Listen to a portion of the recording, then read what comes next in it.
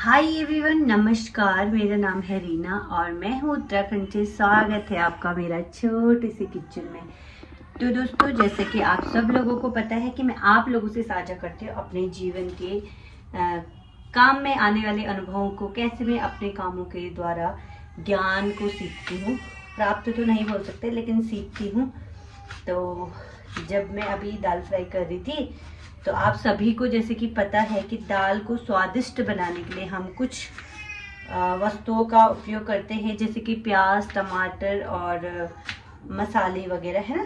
तो मैं भी ऐसी प्याज टमाटर कट कर रही हूँ अभी। यू कैन सी हियर प्याज एंड टमाटर। ओके, तो आज मैं आप लोगों को जो मैंने सीखा वो मैं आप लोगों शादी करो नहीं वो मैं आप लोगों से साझा करने वाली हूँ कि मैंने क्या सीखा है। तो मैं दाल फ्राई करने के लिए प्याज और टमाटर को कट कर रही थी। क्या हुआ बेटा, क्या हुआ? ये देखो मेरी बेटी इधर रो रही है। तो चलो कोई नहीं, यहीं पे वीडियो शूट कर लेते हैं, है ना। यहीं से आपको जो है अपना अनुभव साझा करती हूँ, क्योंकि ये भी चुप नहीं हो रही है। तो साथ साथ में दोनों काम हो जाएंगे और दाल फ्राई बाद में कर लेंगे, है ना। यस। तो आप लोग को मेरे हाथ में दो चीज़ें दिख रही होगी। बेसिकली ये है टमाटर और ये है प्याज। दोनों चीज़ों का यूज़ हम अपने दाल, सब्जी या फिर पुलाव या कुछ भी आप बनाते हो तो इन दोनों चीज़ों को आप यूज़ करते हो। किस लिए करते हो? स्वादिष्ट बनाने के लिए। लेकिन इन दोनों चीज़ों में एक ही डिफरेंस है कि जब भी हम इन दोनों को कट करते हैं तो इस जो ये टोमेटो है इसको हम बहुत इजीली कट कर सकते हैं, राइट। इसको काटने के लिए हमें किसी भी प्रकार का कष्ट नहीं उठाना पड़ता है, क्योंकि ये एकदम सिंपल और साधारण होता है ना। इसमें कुछ भी मतलब ऐसी चीज़ें होती है जो हमें नुकसान पहुंचाती है, राइट। तो जो ये अनियन है, प्याज है, जब आप देखेंगे कि इसे काटने के लिए हमें 3 स्टेजेस से गुजरना पड़ता है। सबसे पहले हमें इसके फर्स्ट लेयर को आउट करना पड़ता है, then second layer, then third layer, then इसका अपर पार्ट कट करेंगे, देन डाउन पार्ट कट करेंगे। तो अब आप बोलेंगे टमाटर में भी कट करना पड़ता है। यस, टमाटर में भी कट करना पड़ता है, लेकिन बात यह है कि जब हम इस प्याज को कट करते हैं तो कट करते टाइम हमारी आईज से बहुत ज़्यादा आंसू आ जाते हैं। यानी कि ये प्याज हमें स्वाद तो बहुत ज़्यादा देता है हमारे व्यंजनों में और उसे स्वादिष्ट बनाने में हमारी बहुत ज़्यादा हेल्प करता है। लेकिन स्वादिष्टता प्रदान करने से पहले हमें ये थोड़ा सा दुख भी देता है ना। हमारी आईज में क्या होता है, एकदम से जलन हो जाती है और जो ऐसे लगता है कि हम कितना रो रहे हैं, आंसू बहा रहे हैं। लेकिन वास्तविकता में वो आंसू नहीं होते, वो इस प्याज के द्वारा दिए जाने वाले और थोड़े समय के लिए कष्ट होता है।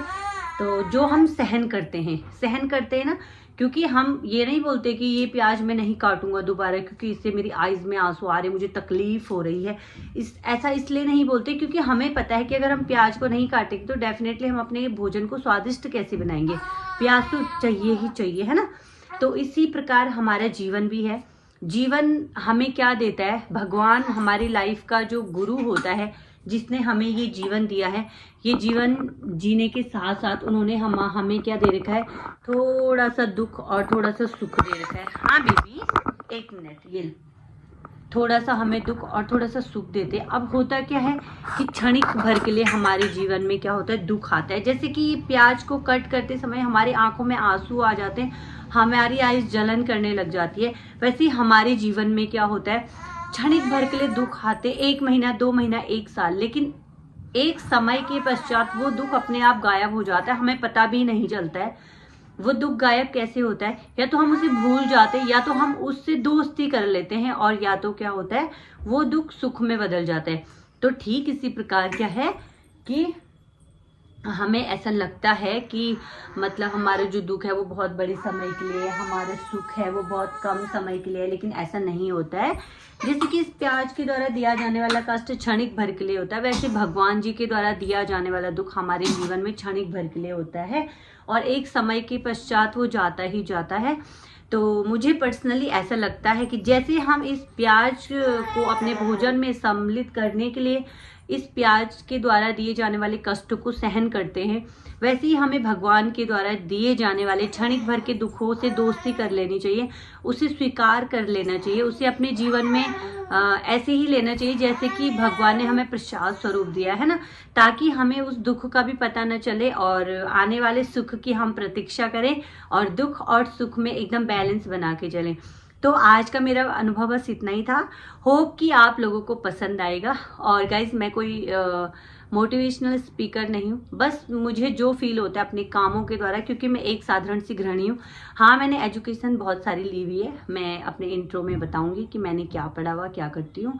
लेकिन मैं जो भी मैं अपने दिमाग के द्वारा कंसंट्रेट करके जो भी सीखती हूँ, जो भी फील करती हूँ, वो मैं आप लोगों से साझा करती हूँ। तो होप कि आपको भी पसंद आएगा मेरे छोटे छोटे अनुभव।